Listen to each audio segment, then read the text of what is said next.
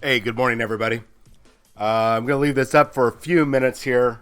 I posted it last night when I was doing the paint chat, and I just wanted to be able to put that up there one more time. I know that the day to post that has passed, but I feel it's still significant, and I did a lot of thinking about this message that Warhammer or Games Workshop has put out, in regards to everything that's going on. And my initial anger, or not even anger, I should say, my initial disappointment kind of quickly dissipated. Those that know me, and I've said it before, I support the protests, I support justice, everything like that.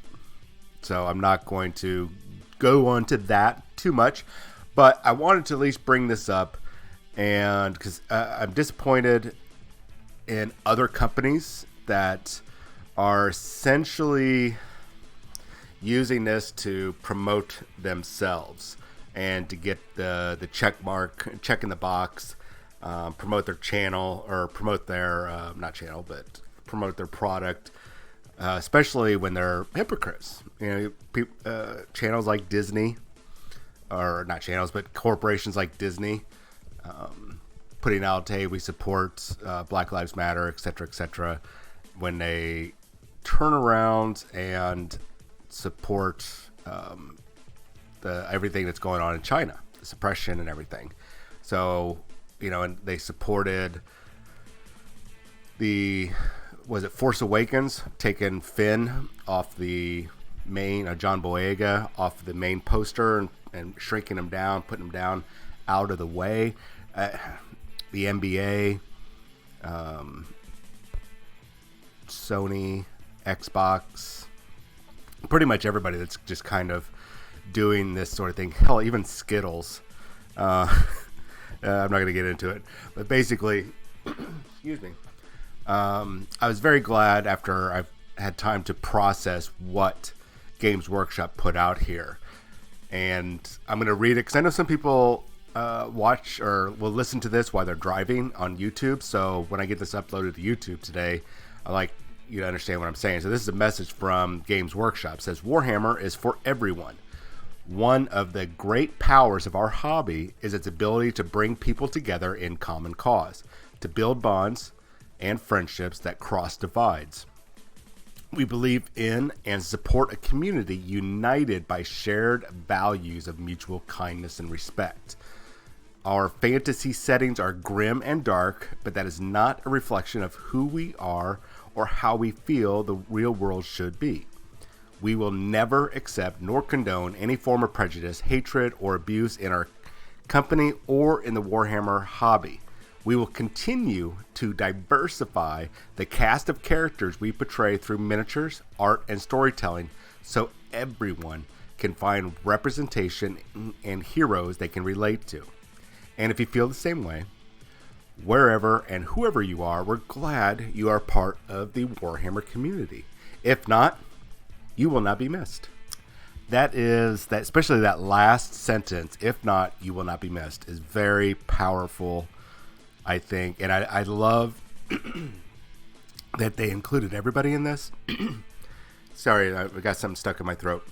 I think it's probably the best statement that I've seen from any corporation out there, because it doesn't seem to be pandering to any particular market, any particular cultural group, any particular movement or anything. It's just making a statement like, hey, we're not going to put up with this crap. If you don't like it, hit the road. Instead of trying to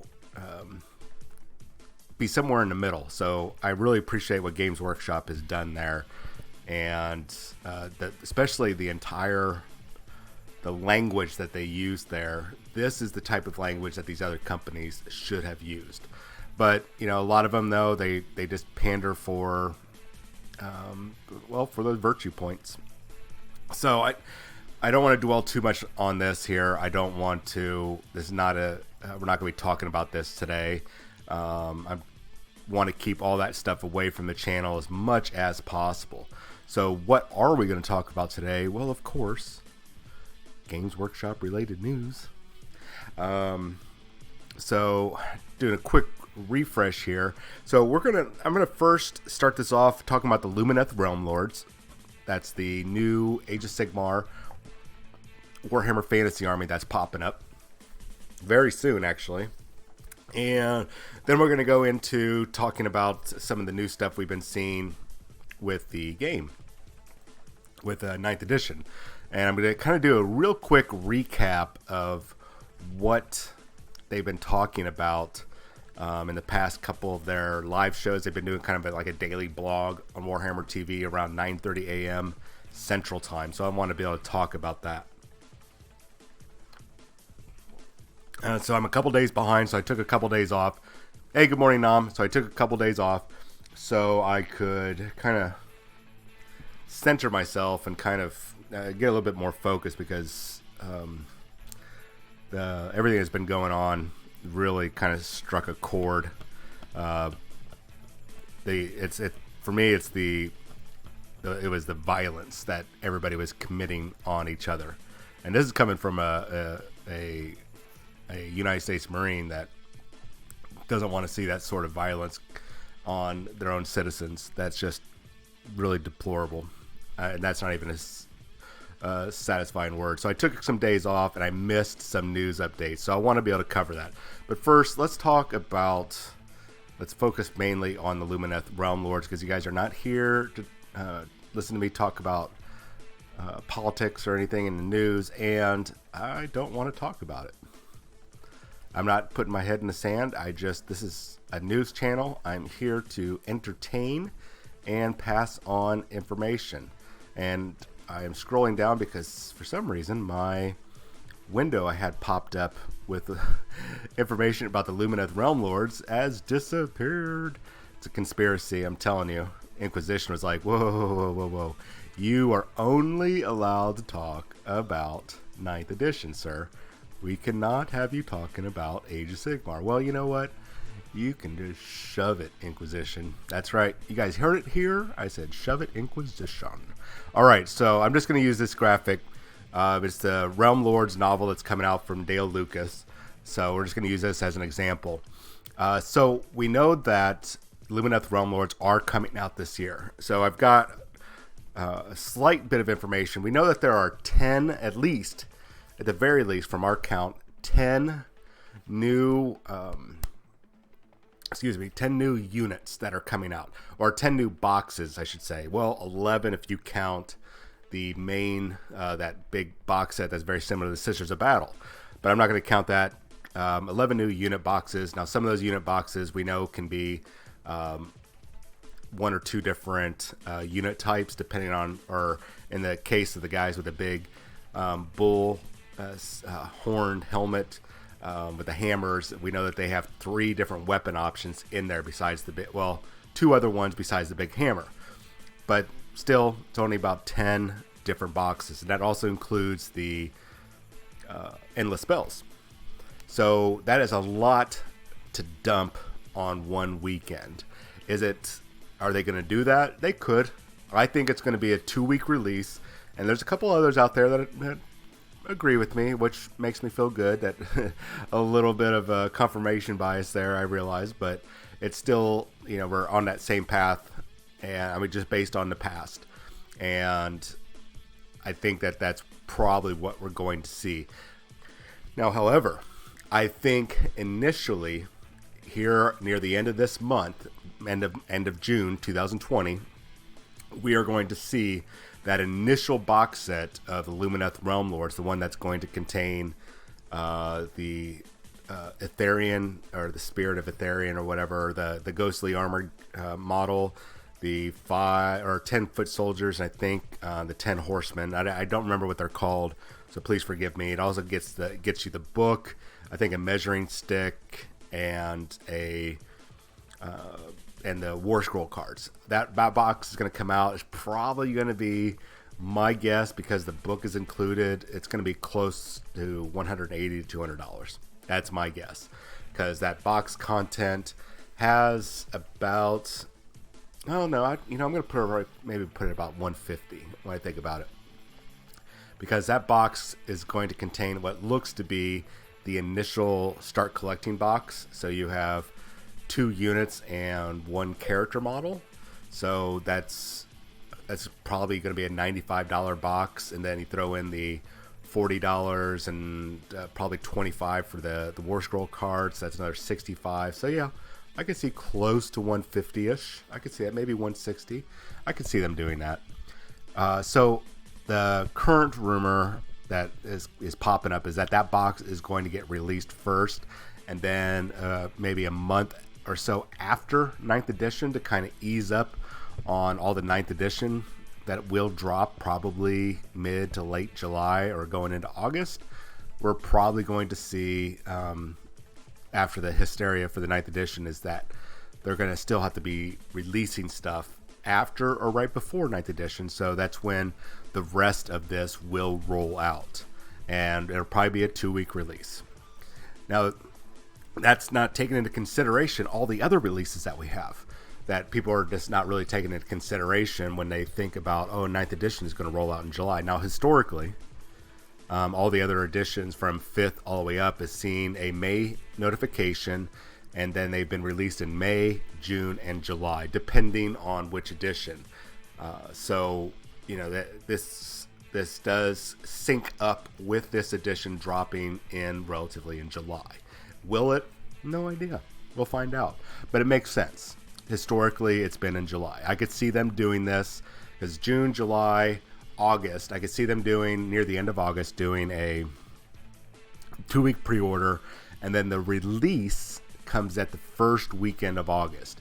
The reason why I look at it this way is if you do that pre-order and then you have that box become available for regular purchase in August, that ends up closing out a very rough month financially, because August, September, October, really September, October are some really rough months because it's back to school. Now, with everything that's been going on with the COVID-19, who knows how this is going to affect the business and how much they're going to sell and all that jazz. It's going to be interesting to see how this works out. I'm optimistic, though. I think everything's going to be fine. They're going to be able to roll everything out, and we will see 9th edition, Lumineth, Realm Lords, everything just rolling out with no problem. So the other stuff that we have to think about besides Lumineth, Realm Lords, and 9th edition, so those are going to be 2 massive releases. The Lumineth Realm Lord is not as massive, but still massive. We still have, at least within the next 3 or 4 months, we still have 2 more war bands for Underworlds. I think it's the Orcs and the Sisters of Blood. No, Blood Sisters, the Witch Elves, whatever, the Daughters of Cain. There we go. And so we know that we still have those 2. I believe. I don't think Daughters of Cain has dropped yet. I could be wrong. I'm not going to go look it up right now. But so we still have at least 1 warband, maybe 2, for the whole Beastgrave saga before near the end of the year, when Beastgrave should historically roll into the next season of Warhammer Underworlds. So we have at least 2 more bands. I think really 3, because we have not seen the Lizardmen yet for this set. So I don't know, man. We also have another Warcry warband coming. I can't remember her name, but the guys that were all on fire and stuff. We still have that coming. There is something coming down the line for kill teams. I don't remember. I should have copied and pasted, but I don't have that information on hand. But we know that there's something coming down the line for kill teams also. And we're seeing pre-order this weekend pre-orders tomorrow is going to be for Aeronautica Imperialis, all the Tau and Astra Militarum, plus all the new box sets, campaign books, and everything that goes alongside that. So that's a lot to come out. And on top of that, we still have 1, 2, 3 Necromunda factions that should be coming out by the end of the year. Namast is the stuff for Kill Team. Oh, there we go. That's what it was. Thank you, Nam. It's the new Kill Team cards and the dice. That's what it was. I knew it was something small, nothing big. Oh, you know what? I think that's actually releasing this weekend, so we can take that off the table if it's releasing this week, or not releasing, but I think it's going on pre-order this weekend. Ooh, I knew it was something. Thank you. So still, we have those 3 Necromunda expansions for the first 4 teams or warbands or gangs that are supposed to be coming out this year. So we still have a lot. At least one of those is probably going to drop this summer. So we have huge amounts of stuff that are going to drop before 9th edition and then after 9th edition. So, it more likely I could see the end of July going into August. That'll give them a nice solid run into that ending their first quarter, which I've said before is June to August. All right, so let's talk about. I didn't pull it up. Gosh darn it! I'll pull it up on tonight's show so you guys can see. But the terrain, I think it's the cosmic terrain, and Nam will probably correct me here, even though I blame him for everything. I think it's the cosmic terrain for Marvel Crisis Protocol. We saw pictures. Goodness gracious! I drank that coffee way too fast. Pop up on their Instagram and on their Facebook page. So that's coming down the line. I think that's a release for June. I think June 12th is the release or pre-order. I'm not sure which, but I think it's the release of at least Black Widow and Hawkeye, Gamora, and Nebula. So finally, stuff is starting to roll out. It's looking like we're going to have 4 to 5 kits released in the month of June. So we're going to get back on track. Yay! I can't wait to get that Hawkeye model. So awesome. So awesome. All right. So now that I covered... I'm sorry, guys. Okay. So they painted the cosmic terrain. Thanks, Dom. The cosmic terrain on there. So let's talk about some of the stuff they've talked about. We're going to talk about what they talked about. And I'm going to try to compile the notes from the live stream and what they've got here on the Warhammer community page. I'm not going to rehash too much, but those of you that are watching this or listening to this on YouTube later while you're driving, hopefully you're not watching the video and you're just listening. If you're watching, look up, watch the road, please. So they're talking about command points. This popped up on Wednesday. I'm not going to go too much on this, but they broke down our battle sizes. And I'm only going to be going over this because I want to be able to tie this in with the other information I have. So we have 4 different sizes of battles, really 6, but we're not going to count Kill Team or Apocalypse. And we have going from the smallest up to the largest games. So Combat Patrol, Incursion, Strike Force, Onslaught. Hey, good morning, Grandpa Strange. Now the power levels goes from 50, then up to 100, up to 200, up to 300 for Onslaught. Same thing with point limits. It goes from up to 500 for Combat Patrol, up to 1,000 for Incursion, up to 2,000 for Strike Force, and up to 3,000 for Onslaught. And each of those gets you the different command points, how many command points you get. So command points 3, 6, 12, and 18 if you're playing Onslaught. Now, one of the cool things that I was very happy that they added in here was the command phase. Now we got a little bit more information about the command phase, which is essentially, as I talked about last night on this channel, is that the command phase, and I said this is going to be coming over from, or we're going to see some similarities from the Age of Sigmar over into this edition. So, or into Warhammer 40,000. So the command phase is essentially the hero phase. It's just renamed, but it's the same thing. It's the turn where you earn a command point every turn. So if you go to six game turns, you're going to be getting 6 more points on top of the anywhere from 3 to 18, which is awesome. That's really helpful. And in this phase, there are certain stratagems and abilities and even mission objectives. It sounds like some mission rules you're going to be able to do some stuff that's going to be required to happen in this phase. So awesome. That's really cool. Very happy about that they cut that over. So we're starting to get an idea of these core stratagems from the 3 that we started with. And it sounds like we're going to be up to close to a dozen. 7. Sorry. The one that they put out here so far is Cut Them Down. Costs 1 command point. It's a core stratagem. Use the stratagem when an enemy unit falls back. Before any models in that unit are moved, roll 1d6 for each model from your army that is within engagement range, which is 1 inch of that enemy unit, unless they've changed some of that. For each result of a 6, that enemy unit suffers 1 mortal wound. That's really awesome. That helps eliminate some of that. I'm just going to step out of close combat and shoot and not suffer any penalties. This is a good thing because this really helps out those close combat armies. It's a small step in the right direction. So yay! So I'm going to try to tie all that in here. So first, let me talk a quick recap of what I saw today or listened to today on Warhammer TV on Twitch. So the size of the games, which we saw like Combat Patrol, Strike Force, whatnot. Those missions are designed. There are missions designed for each tier. Yeah, Tau Flyers aren't going to like that. There's missions instead of, hey, here's a whole bunch of missions and go out there and it's universal. Now they've got them designed for each type of game. There is a minimum size board, so a lot of people have been nitpicking and freaking out. It's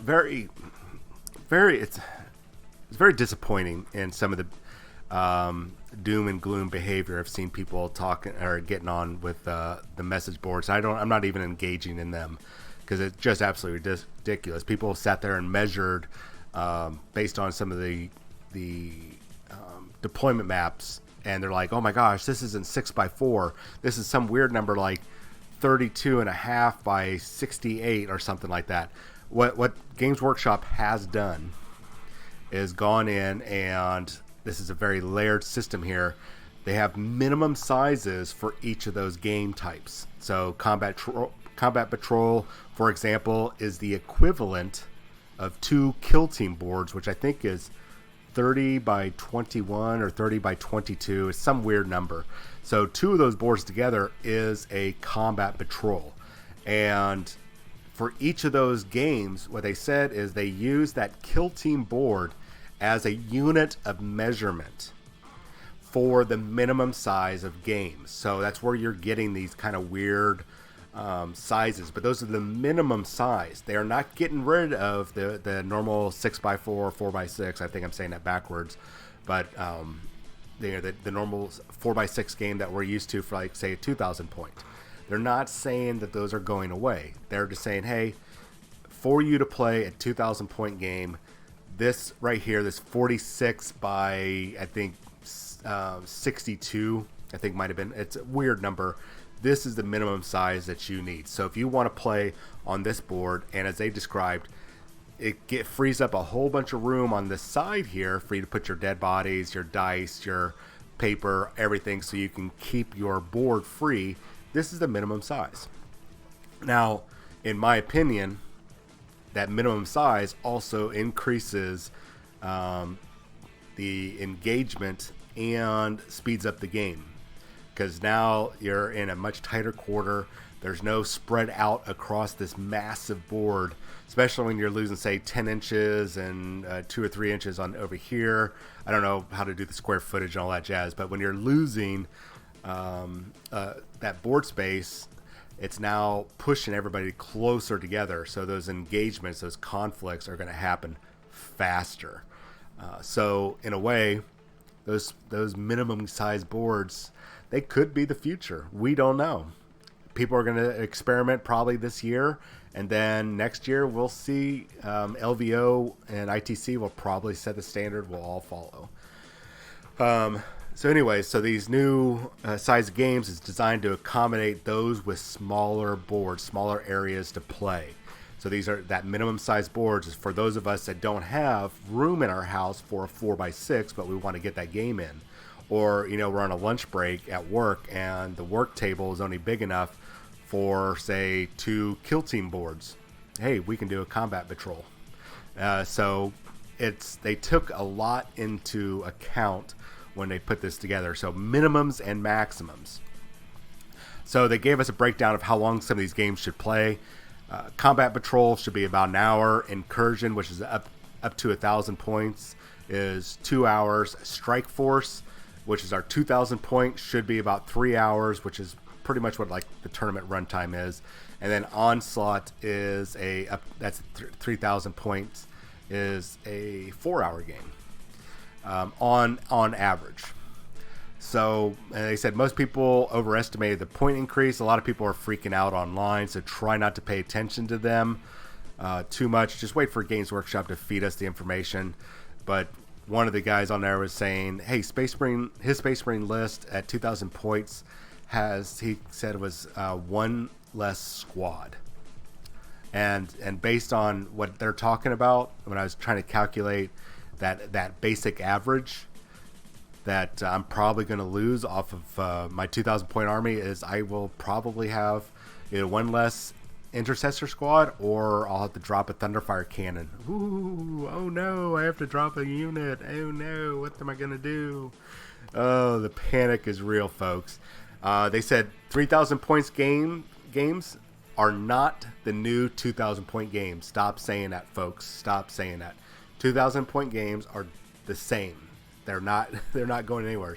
In fact, that's the one that they kind of point out. That's the choice level to play at. That is the recommended play. Now they are going to say, or they did go on to say, that these smaller games, the Combat Patrol and Incursion, are great. So people don't have to like rush out and go, oh my god, I need 2,000 point army to play a game. No, you don't have to. That's what the Combat Patrol and Incursion are for, to slow build and still be able to play, man. You don't have to rush. You don't have to rush. So a lot of the other things that they were talking about is they pretty much were giving a lot of the terminology that's going to be included in this new edition, is giving players a common language or a gaming language to operate on. So if I go, hey dude, let's go and do a Combat Patrol, you know immediately underneath this new set of rules that we need 2 kill team boards, and that's up to a 500 point game. Boom. Or 50 power level. I think it was 50 power level. So that's easy. Okay, I know how to do that. You know, it's just some common languages. That's pretty much what we used, but I think some people ignored. So, you know, they're just cleaning up the language. Now, Eric over at the team FN Pro, the FNP's Pro team, he compiled the stream from the other day when they're talking about command points. So command points are based on game size, as I just walked through. Spending, some of this might be a rehash, by the way. Spending command points in game is fundamentally unchanged. So relax. Spend it on your stratagems. It's not going to change. It's designed to have people bring the units they want rather than the units they have to bring. We've talked about that before. You're not required now to go, well, I need to have this combination of units just so I can get this bonus command point to add 1 more, 2 more, 3 more, whatever onto my army. Now I can bring what I want. So yay!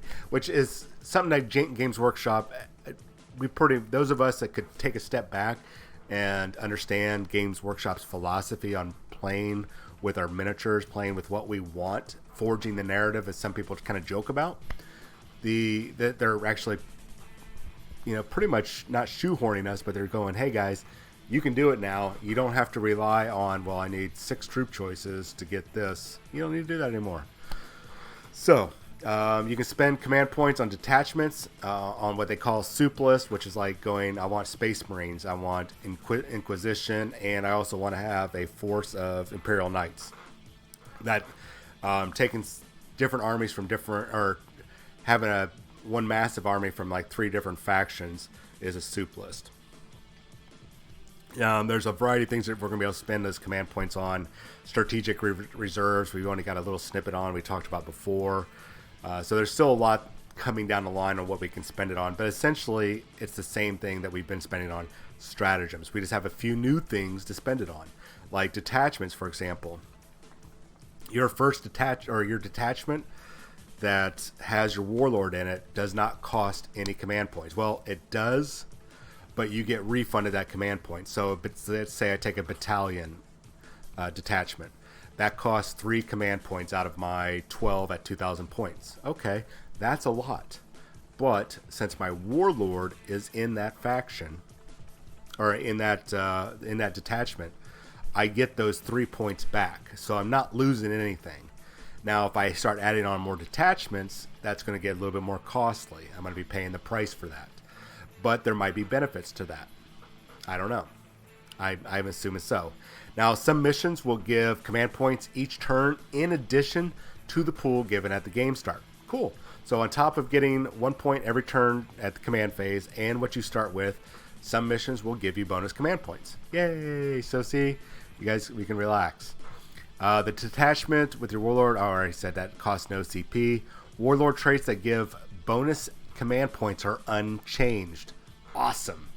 Now, what'll be more awesome is if they expand to make sure that every faction gets that. I really feel like every faction should have access to a warlord trait that gives at least 1 command point. I know some are, it makes sense for some people, like, say, Gilliman, Rabute Gilliman, the Primarch of the Ultramarines. I mean, he's a Primarch. Dude, give him 3. Yeah, I understand the 3. You're also paying for it because he's like 400 points. You're paying for those command points, but I get that. But everybody else should have access to a warlord trait that gives them 1 command point. And there might be some generic warlord traits that will show up in this book that everybody can pull from and go, oh, I'm just going to take this one because it gives me 1 extra command point. Boom, there you go. Traits that refund command points being capped are now baked into the core rules. So that basically they're basically being rewritten so it flows with the rule set. Objectives secured, which is if you have certain units, mainly troop units, they can, if they are on an objective and you are trying to take that objective away, whoever has objective secured holds that objective. So that's not going away. So current Universal Stratagems are unchanged, but there are 5 more. So we talked about that. We had 7 now, or 8. 7 or 8? Is it 7? I think it's 7. New Universal Stratagem will cause wounds. Oh, we talked about that one. If your unit runs away or falls back, you can take wounds. There's greater emphasis now on elite units rather than troops, which is very interesting. It's interesting. I didn't hear that, but I'm gonna be watching for that because I want to see how that pans out. That's a weird thing. And detachments will have abilities as well. So that was from Eric from the FN Pro team. Now, Lady Atia over at War of Sigmar had a Crusade breakdown that I had missed, so I want to give her full credit. If I'm not, I got it from her page. I did not check to see if it was her that broke it down or somebody else. If it was somebody else, I will make sure in a later episode that I will make sure I give them credit. Hey, good morning, Texas Wargamer. So I'm going to try to power through this because it's a lot. Yeah. So Crusade starts at power level 25. So just a little bit below that's within the combat patrol range, because combat patrol's up to 50 power level. So armies, sorry about the bad language. I'm just going to have to try to fill in the words here. Armies gain Crusade points and experience with them. With those experience points, you can add new units, heal battle scars, upgrade units, grant battle honors, get relics, level up, etc. There's a bunch of stuff you can do. The story is centered around your collection, not anybody else's, but your collection, and breaks with the old campaign design where everyone needs to play the same numbers of games at the same rate. So this really helps out people that are, if you're playing a Crusade, it's like, well, I got my game in, now I got to wait for everybody else to get done. You don't have to wait anymore. They have plans to expand the Crusade setting. So everything we've been seeing, Vigilus, Eye of Terror, Necron Worlds, and everything like that, are going to have a lot of options. So expect tons of books in the future. Now, I don't know if this is their quote or this is paraphrased, but they said each army has its own set of Crusade rules, and there's going to be future campaign books. That's something, actually, now I think about, we did hear about that. So there'll be stuff like your your Blood Angels will be able to manage their Black Rage points. I don't know how that pans out. Space Marines can put dead characters in a Dreadnought. So really cool. Different missions will grant different rewards. Battle scars is one of these type of rewards. It's like, or not, I don't know if it's a reward, but trauma you can get after a recovery roll. You always have the option to heal the scar with a requisition point. Angry machine spirit, battle honors. So basically, there's multiple ranks to level up your units: blooded, veteran, etc. So there's a lot that you can do to upgrade your units. So you can use requisition points to unlock some upgrade stratagems. So one of those was spend 1 command point and you get 5 extra power level. That's cool. You can use requisition points to get relics based on the setting. Beta testers were super excited. Okay, I don't care about that part. Two balanced mechanisms are included in case of different. Oh, there we go. A different power or experience level. You can get inducement in the form of extra command points if you have less experience, and you play the game. You play at the size of game at the lower power armory. Okay. Yeah, it sounds like it is going to be Texas Wargamer. It's going to be a super narrative gameplay, but they're actually really enhancing it instead of just kind of like, here's some campaign gameplay. It's just basically the same game over and over again with no reward or penalty. So it sounds like they've really fixed that. I did like this part. You play at the size game of the lower power army. That's cool. There's going to be lots of record tracking, though, as you can imagine, if you're adding experience, adding new abilities, and all that stuff. And we know that at one of these things, that if that unit that's got all these special abilities, let's say they're super veterans, they're veterans, they got relics, they got all these special abilities. When that unit gets wiped out, that's it. You don't get to replenish that unit or start a brand new unit of the same type and go, oh, they're alive. No, when they're gone, they're gone. Now I don't know if that means you can't add more bodies to it. So let's say one guy manages to survive each game and he keeps getting veterans. I don't know if I can add on more guys to that and replenish that roster and then make that a 10-man squad and now they're all veterans, or how that'll work out. We still have to wait and see that. Crusade roster overall management of your collection, which is a cool thing. That's something I like to do when I sit there and build my army. I try to fill in all the blanks, fill all the roles. I try to make sure I got all my bases covered and I get representation for every type of unit. Let me check. Texas Wargamer says, I've always liked narrative play more because it's been a bit more restrictive to units that don't really break the mode of play and make others want to quit playing. Agreed. And this will be cool because there's still going to be those players out there that are going to try to min-max, and they're going to do their best to bring a tournament army because they know they can monkey stomp noobs and new people and all that kind of stuff, or fresh players or just casual players because they're bringing a list, but they don't have the courage to go to an actual tournament and face off against real, I would say honorable or professional tournament players, like the solid tournament players that have integrity, like members on the FN Pro team. If you say, hey man, I'm just playing a casual game, they're very likely, I can't say all the time, but they're very likely going to go, oh, then I'm not going to use my tournament list. And they're not going to come in and go, well, I'm going to show up at this escalation league and sit there and build a tournament army while everybody else is just having fun. You know what I'm trying to say, I hope. So let me keep going on. Each unit has a Crusade War Scroll, which is cool. So this is going to be another cool thing that Games Workshop is going to sell. Or they might have, somebody will probably come up with an easy to print one. You'll probably be able to print 2 War Scroll cards per sheet of paper. The track scars, XP. Right there. It says print for free soon or copy it from the book. I imagine though that they, at 9th edition release, don't quote me on this, but I can almost guarantee it. If I am, somebody owes me a coffee. You don't actually owe me a coffee, but if you get me a coffee, I'll give you something in return.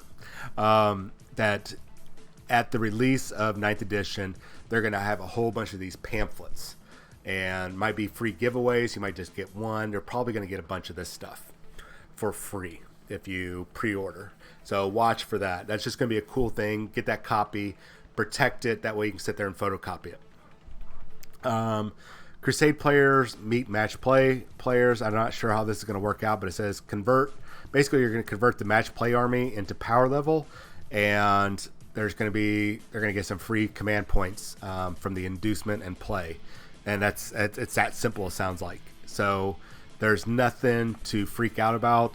And those people that are out there going, oh my gosh, I'm not going to play in a tournament where you can bring your Crusade army over. Like, hey guys, I played this game yesterday, and this army's got all these free upgrades. If a tournament player does that, or a tournament organizer does that, then I probably wouldn't go to that game. I'm not saying don't, but if they're allowing stuff like that outside, that's very unbalanced. The idea of a tournament is to put everybody on equal footing. So, now if we were playing a tournament game, like say a 5-game series or a 6-game series, and this would just drive me crazy, but you record your wins, losses, and at the end of the game, you turn in those records, and you're allowed to upgrade each of those units or your army.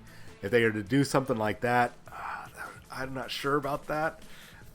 Possible, but not probable. So, Crusade missions. You gain experience for doing an activity related to the mission. In the mission, there you go. So just doing the mission, finding relics, killing stuff. So you get experience for doing stuff in the mission instead of just monkey stomping your opponent. It says as opposed to the terrain in the match play section, the terrain in Crusade is not fair during ambush missions and stuff like that. I don't know what that means. Once again, I just copied this over from Lady Atia's War of Sigmar page. The Crusade core book, which is an interesting terminology, makes me want to go back and watch the video, the live broadcast, and just see if I can hear it. If I can hear it, then talk about it. But the core Crusade book, which means there's probably going to be a book later on after initial release, is really good fun, but in the future is even better with a lot of good stuff coming. They invested a lot in this new system to keep the player base interested. So that could be one of two things. What they're talking about is the Crusade section of the core book is really good fun, and that we will be getting more Crusade stuff, probably an expansion later on down the line, which makes more sense to me. Or there's going to be a Crusade core book alongside the main book. I don't know. Very interesting terminology there. So that is a lot of updates, and I know I just slammed you guys with a lot of information, but I did skip over a lot of information the past couple days, and that is on me. I had, like I said, I had to take time off. So they did put this out. So some new edition stuff. So we're going to go through it before I read. Let me read. Sorry, Texas Wargamers comment. Maybe they could keep track of their wins and epic moments and upgrade their units accordingly for the next tournament. It'd be pretty specific, but would tell a good story. Yeah, I think it's possible. I don't think you'll see it on a regular basis, Texas Wargamer, but I can see that happening. I mean, hell, I'm already thinking about it right now, going, okay, I need to see the rules, but is this possible? Which, of course, it's possible. It's just going to be. I mean, you can never eliminate cheating 100%, especially if you and your buddy, not you and you guys, because I trust you guys, but maybe, these two guys from out of town that know each other and they want to really win really bad. So they're going to, oh, hey, if we ever face off against each other, we'll make sure that we get some more points or whatever. I don't know. It all comes down. I'm sure there's a lot of checks and balances, and we can put in place checks and balances, but it's something as an organizer you have to think about. But I could see this happening. I mean, I'm going to think about how to do it. Especially start thinking about it now, how to implement at least the checks and balance system. And then once it hits, basically try to integrate what I'm thinking about with what they've got. So getting the scale right, this is really cool. This is just basically a good example, or basically what we've already been kind of operating under, mainly based on the points. So combat patrol, this is telling us the size of the detachment. So combat patrol, number of detachments 1, incursion 2, strike force, which is the standard gameplay. That's your 2,000 points. 2,000 points is the standard way to play. That's not going away. That's 3 detachments. What we're used to. So no big changes. We can have up to 3 detachments. No big changes. Onslaught is a newer version of the game, and that is up to 4 detachments. So that's 3,000 points and above. Or up, I'm sorry, not above, but that's 2,001 to 3,000 points. So cool. And okay, everything I talked about earlier, gosh darn it, looks like that is, man. When you guys get a chance, those that are listening on YouTube, everything I just talked about, they just took care of. So there we go. Battles, combat patrol up to an hour, incursion 2 hours, strike force 3 hours, onslaught 4 hours.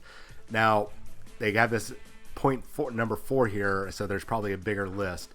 The players can create the battlefield instead of terrain features. Missions are played on rectangular battlefields. The size of your battlefield depends on the battle size you have selected, as shown in the table below. So battle size and battlefield size. So combat patrol and incursion, the minimum 44 inches by 30 inches. Strike force, minimum 44 by 60. Onslaught, 44 by 90. So when I was talking about those kill team boards, here we go. So whether you're using a 6x4 table with the Realm of Battle board, which are really awesome, linking 2 of them, linking 2, 4, or 6 of the 22 by 30 kill zone boards together according to the battle size. So 4 to 6 of those kill zone boards can pretty much, because they're 22 by 30. Duh. That's awesome. So I think that's a really cool thing that everything I was just talking about earlier, I guess I really didn't need to listen to the channel. I could have just waited for them to update this. So that's really cool. I mean, I've got 2 kill team boards right now. So what, you need 4 for a minimum strike force, minimum 2,000 point game? That's awesome. 3 3/4, yeah. See here. We got some mission statements. So in match play alone, there are 18 Eternal War missions to choose from or randomly generate. That's awesome. Here's one of their first missions, combat patrol. Just kind of give a quick, I'm not going to go over the size of the board, but just kind of give an idea of mission rules. So sweep and clear in this mission. If you control an objective marker at the end of your command phase, it remains under your control, even if you have no models within range of it. So that's cool. You can run up, grab it, walk away, unless your opponent comes up and controls it at the end of the turn. That sucks. Primary objectives, you get victory points for take and hold, which is progressive, which is one of those new rules I really like. At the end of each player's command phase. So when it's my turn, at the end of my command phase, which is the very first phase of the game of my turn, the player whose turn it is scores 5 victory points for each of the following conditions they satisfy, to a maximum of 15 points a player turn. This is cool. So if I control 1 or more objective, yay, I get 5 points. If I control 2 or more, it's another 5 points. So now I'm at 10. And the last one, if I control more objectives than my opponent, that's 15 points every turn. That's awesome. That is really cool. I really do like that progressive point increase. That's really a really awesome thing. Then we have secondary objectives. So this is giving us a very good idea of what to be expecting in the future. In this mission, when players are selecting their secondary objectives, so if you guys missed it the other day, they are going to be doing secondary objectives, and there's going to be a list of secondary objectives that you get to choose for your missions. And you can never choose from the same category, but you'll be able to choose multiple, whatever you call it, secondary objectives. So not every mission, but some missions will have a bonus secondary objective. So this one had the incisive attack. A surgical assault, which is progressive also. Score 5 victory points if you control the objective marker in your opponent's deployment zone at the end of your turn. That is really awesome. So that you can choose that when you're choosing your secondary missions. That's awesome, dude. I am really liking the way that this is kind of panning out. This is really cool. I am getting excited. Texas Wargamer says, "Wow, I may be coming back to 40K. Never thought I'd think about that after 8." I mean, this is getting me excited just to play the game. All the new rules. I'm not even thinking about playing tournaments. I want to play just a game. I just want to try out these new scenarios. I want to try out these new scoring. I don't care too much about the scaling. I like 2,000 point games because that gets me to play a lot of my goodies. But I have no problem if people want to do an escalation league, even if it's like a Tale of 4 Gamers type thing. I like stuff like that. That's really cool. I might have to do that and record it here on the show or something. This is cool. This should be relieving a lot of that stress and anxiety. A lot of the vocal minority, the ones that freak out over anything that changes the status quo. I really like this because it's like, hey, you're panicking, you're doom mongering, or you're doomsaying, or whatever. Is kind of pointless. Why don't you just wait? Like we said, wait till the rules come out. It's fun to speculate, but chill out, dudes. Chill out a little bit, man. You guys are getting a little crazy here. I'm gonna see if I can pull up an image. I don't remember if I saved the image or not. This is gonna be the last thing I'm gonna talk about. Sorry for you people that are just listening and you can't watch. You can check it out later. Let's see if I've got. Man, I hope I saved that image. If not, oh well. Not a big deal. But I really like this image, and it got a lot of people really super. I don't want to say no. They didn't get nervous. They just started some of the different pages, some of the different channels or whatever out there. A lot of weird I didn't save it. Sorry. A lot of weird speculation going out there. Man, people just need to relax. You know what? When I do the show, oh no, I do have it. Haha, victory! All right. Let's see. I'm going to try to make this as big as possible. So this is the picture they put up the other day. Some of the new creatures, and the speculations are running rampant. Especially the ones that drive me crazy. The people like, oh, that's definitely a blah blah blah. Oh, really? You know that for fact? Cool. Let's talk about that. It's like, come on, guys, you don't know. So, we can just make it bigger. So, from top left to right, some sort of sphere with a whole bunch of stuff dangling from it. There looks like to be bodies in the background and down below it. That could very well be something. Just a lot of. Okay, I should point out that a lot of this art is very likely going to be just random art that will not come to fruition. They do this sometimes with alien races and chaos stuff. We've seen them in nearly every core book. So I would not look too much into this. If we end up getting something out of it, woohoo! That's awesome. I love it. Like that sphere right there could be anything. It could be anything. It could be nothing. These two big bruisers in the top right here that look like Ogren, or maybe big, really super, maybe giants, because it looks like the one in the background. He might be holding a person. I'm not sure. It's hard to tell. Well, it can't be holding a person because those skulls are awfully big. Yeah, could be a dragon of Mars. Who knows, man? Coming down here, we got these guys with the big round heads with the little slit there, with the dangly arms. You know, my first thought is that this is the reimagining of the Enslavers.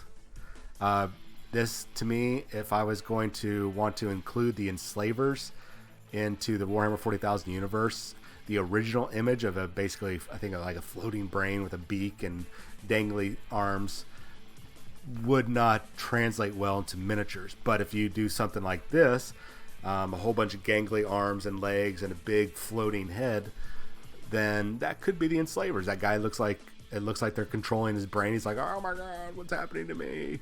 Why am I punching myself on the face? That sort of thing. That could very well be the enslavers.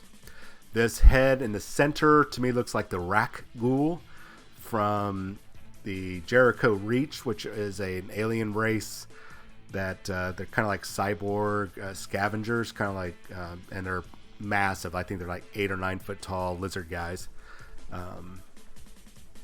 Space octopus. Well, take a look at the 40K enslavers. You'll know what I'm talking about. This guy down here in the bottom left. I say guy. I have no idea if it's a guy or a gal or a thing. And there's one down in the bottom here in the foreground or background. That could be a cult, Gene Stealer cult. There's definitely some impressions there, but it could be an entire new race. Hell, this could be the Hrud. You know, maybe they or just a new species. We know that there's a new species coming, or it's very likely a new species. I shouldn't say we know for sure. So that could very well be a new species. It could be the Hrud, Hrud. Who knows? And then over here, the fungus guys. I don't know. Is this a new chaos unit? Is this a new type of alien race? I don't know, but there's a lot of fungus growing around. I don't think it's not Cthulhu. I don't think it's what do you call it? Gosh, why can't I think of the name of him? Nurgle. It does not have. I mean, it is looks like a big I don't even know. It looks like an apple core, chewed up apple core with legs and guns, but I don't see any of the rot at all. Just I'm not sure, but in the background you can see a larger one, and then way behind that you can see like what looks to be like a Warlord Titan in this upper back part of it. So I don't know, man, but you know, it's I get it if you are a fan of art and you're like, there's nothing wrong with trying to guess this stuff, guys. There really is nothing wrong with guessing and speculating. But when the arguments start, it's like, come on, you guys. I mean, that's like having arguments over fan fiction and, you know, which anime couple is the best ship. You know, it's like, come on, ease up here, folks. This is just sci-fi. You don't have to get passionate. You don't have to be mean. Just let it go. So it'd be interesting to see if any of these races or all of them show up in the future. Who knows, man? Who knows? Games Workshop does like to hide stuff like that in the body of their work, in their novels, in their writing. I mean, the Hrud have been mentioned in novels, a lot of novels recently, and in the Horus Heresy, and they've been popping up in their discussions about 9th edition. Is that an indication that we're going to see them? I don't know. I would say if we need a new alien species that people have talked about over the years, I could see the Hrud. I don't even know if I'm pronouncing that right. I could see them being the next alien race. What would be perfect? I mean, hell, Necrons were talking about them in the last Pariah story about their weaponry and how it's very devastating and very deadly to Necrons. So, I mean, Necrons, we have this big rise to fight the Tyranids, and oh, here comes this Hrud migration, and now we have to deal with this now. I mean, this is going to be a nasty, nasty time. This age of Xenos is what I think some of us are calling it. So, who knows what's going to happen? It's exciting times, exciting times. I will be on tonight doing some more batch painting, and we're just going to speed up the process. I'm not going to do the 5-minute stints. We're just going to dive straight in and finish up those 5 guys. Let's get caught up. Texas Wargamer says that big panel on the top right looks like that Chaos Titan. That's lower half of a tank and upper half. Well, let me pull that back up. I was thinking that, but if you look at that bottom part, and you look at their head, the guy's head in the background, that's another one's head right here. If this is the one you're talking about, the upper right-hand corner, the guy with the big club.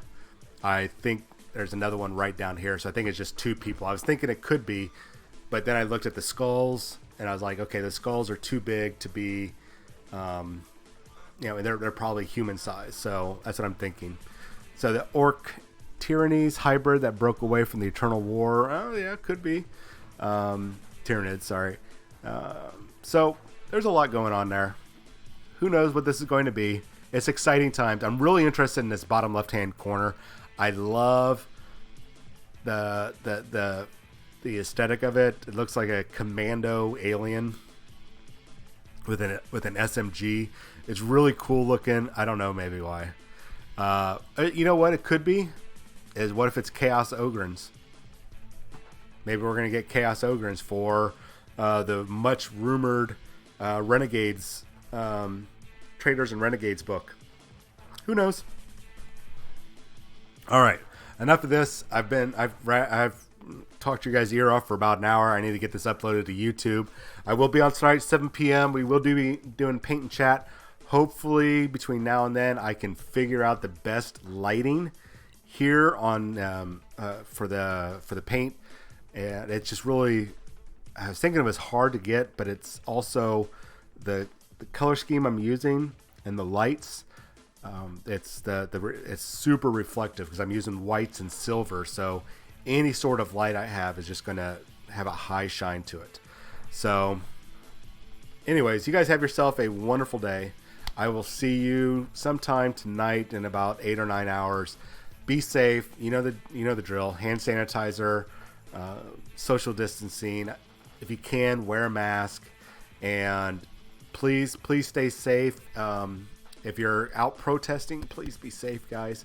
Don't do anything wrong. You know the difference between right and wrong. And if it's starting to go wrong, walk away. Just walk away. You know, if the crowd is going that way, don't go backwards. Go to the right or left. Just go to the right or left. Get the heck out of there. Don't get yourself into danger, please. So, hey, thank you everybody for watching. I really appreciate it. It's always great to be able to chat with you guys. So please be safe. I'll see you tonight. Have a wonderful, wonderful Friday. And if I don't talk to you guys until Monday, have a great weekend. Be safe. Be safe.